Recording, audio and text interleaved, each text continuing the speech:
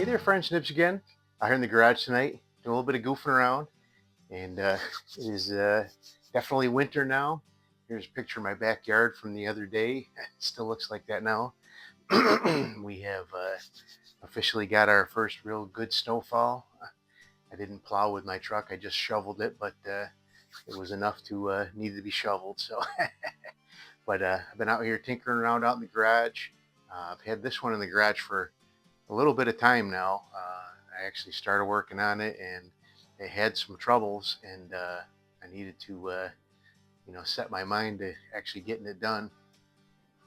But I have it up and running now. It's been actually repaired for almost a week now, and it still has the same CO2 in it from when I finished up with the repair. And I'll tell you what it is, and we'll talk about what I had to do. But we have the Crosman Mark 1 22 caliber CO2. I'd call it a target pistol. This one actually I believe I don't think it's necessarily a first year of production, but it is an older model. A couple of things that really key in real quick. These were made between like 1980 or 1966 and 1983 or 84, depending on which literature you read on the Crosman website. They actually made the Mark II, which was the 177 version, for a few years after that. So, but they discontinued the Mark II earlier, like in 83 or 84. But this one has two things that makes it an earlier version, not necessarily the earliest ones. I don't know how you would date it any more specific than this, but so the first thing is there's this power adjuster screw up here in the front, and they discontinued that sometime in the 70s, I read, and that would allow you to adjust your velocity, get few more shots out of a cartridge, or a little more power depending on what you were doing. And then the other thing that's also definitely demonstrates it's an older one is it has this piercing flip cap here. And I'll show you mine. This one was actually sent over to me by channel member Robin, and I've had it in my garage here for a while now, but I finally got it working. And the problem was actually down inside this piece here. There's actually a little castle nut that screws down inside that compresses the little O-ring that wraps around the piercing needle, and that castle nut had been buggered up inside there, and it had some rust inside there and everything too. I don't know if somebody tried to get it out and couldn't, but I ended up having to. I didn't take any pictures because I was getting frustrated, but I ended up having to use one of these easy outs to get inside that and get it up out of there. And then I was able to use jeweler's files and tap and die set. I actually had to retap the inside of this piece, the actual cap, and then I was able to run the once I got the castle nut kind of shaped where it needed to go, I was able to run it down through the die that I had and get that cleaned up, and I got it back together, and it's been holding air. So one of my more impressive repairs so far. But this is my copy of it, and I don't even have a CO2 in there right now. This one also has the adjuster, so it's a 70s or later, earlier version as well. But mine has the newer style of piercing or CO2 cap. It has this little plunger that you push in, and that pushes a piercing needle in. This one doesn't have any threads inside the cap. It just has a little like star washer type of thing, spring steel star washer that pushes down in there and locks what would have been the castle nut down inside there. So hard to see, but so it's kind of an improvement. It's a little bit harder to pierce the CO2 cartridge with this, but obviously they were having trouble with that other one, or they wouldn't have changed it up. But we're gonna go ahead and do a little bit of plinking with it. Pretty cool. So I'm guessing it's probably somewhere early 70s, maybe late 60s. And shooting pretty good from what I can tell. I did shoot a couple of shots beforehand. I've been shooting it just about every morning when I come out here to work out. But used a seal kit from Henry Ford. He really takes good care of us on the channel here. Well, let's go ahead and do a couple of shots at the splatterburst target first, and then we'll plink at some other stuff. So we've got the square splatterburst up there today. A little high. I did adjust the sights a little bit. I had everything apart on this. It was pretty well seized up, everything was. Alright, that's better. Was shooting off to the right. I did do a little bit of an adjustment. I could try a little bit more. Let's see here. So the way you adjust this is there's actually 2 screws on either side. So if you want to bring your point of impact over to the left, you loosen the left one and tighten the right one, and that'll push the blade over. But let's go ahead and see how that did for us. So you load your pellet, put it in there, and then close the bail, and then you got to push this forward. Another thing with newer models, they would have had a two-click cocking knob, so you could do a lighter strike or a harder strike. These ones, older ones, just had the one click. Ooh, that was a little too much, maybe. I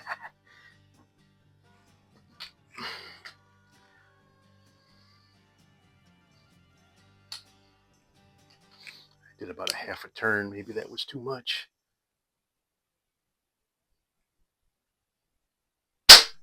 Maybe not.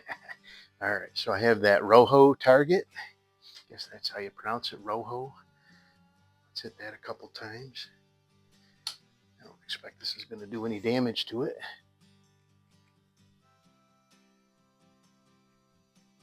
Oh, you gotta cock it.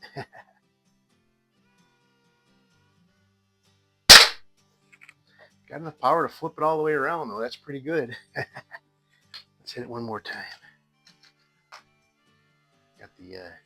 Got the silhouettes all ready to go too. But that Rojo is looking to be a really a nice addition to the shooting gallery here.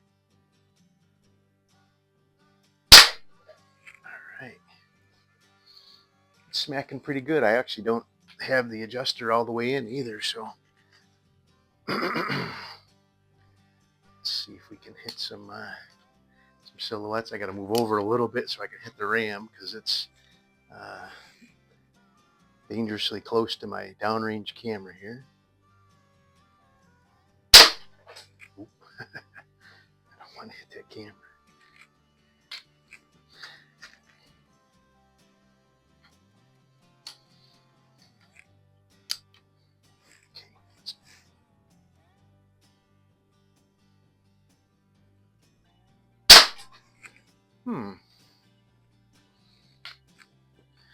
All right, why am I missing all of a sudden?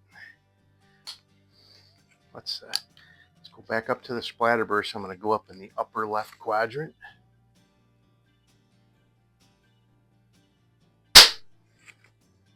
Right on the money, pretty much. I don't know why I'm missing that ram.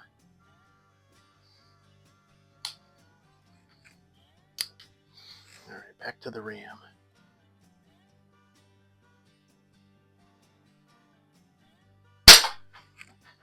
All right, I don't know what I was. So I have a couple of paintballs. Might be a tough one for the way things are sighted right now, but let's give it a try.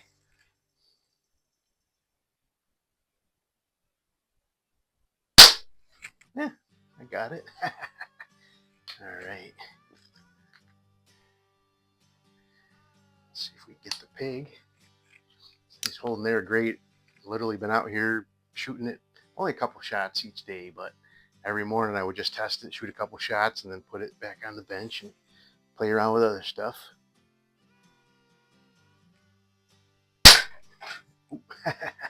Took the chicken down. That happens. Get a little, if you get too much power and it springs that whole hinge. All right, I have another paintball. Let's see if I can go 2 for 2 with the paintballs.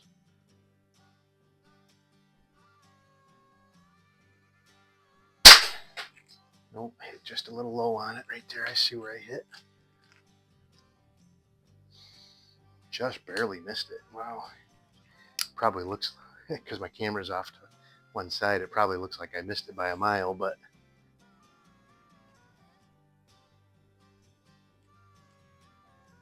there we go. Ooh, wow. Splattered paint everywhere. All right, let's get the turkey down and then we'll wrap it up. A lot of fun. These things are a blast.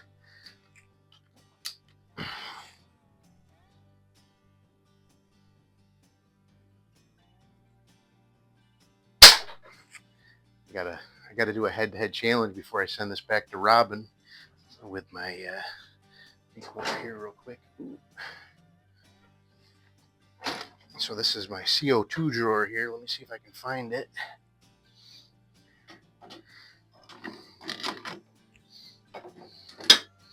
Well, I could do a head-to-head with the Crosman 600. Don't have any. There was just a little bit of air left in there. But what I was really looking for was my Smith & Wesson. I think it's a 79. I need another drawer for my CO2 guns. But yeah, what we have here is a yeah, no CO2 in there. But this is a Crosman 79G. I can't remember if it's, you know, 78 or 79G, but the 79G is a 177. I've had a 78 in from another fella to do a repair on, but that's pretty cool. Cool stuff. So I have, this is a 600 here. This is boy, I've had a couple different people tell me that the one with the piercing knob up front was a newer one, and then I have this one over here that has the piercing knob is back in the back here. So, and I've got a couple of differing opinions about which one's the older one and which one's the newer one. But anyway, you guys tell me which one you'd like to see head-to-head with, and we'll take it up on advisement and get her done. Maybe we'll do both of them. But there you go. Really cool, older version, Crosman Mark 1. Shooting pretty good. Only missed one paintball. That was a pretty good bit of shooting. I don't know why I was missing that ram. I don't know what was happening there, but maybe I'll be able to tell on the downrange footage. But when I do the do the editing, but pretty good. Holding air really great, and be heading on its way back soon. Hope you guys liked the video. Till next time, have a great day.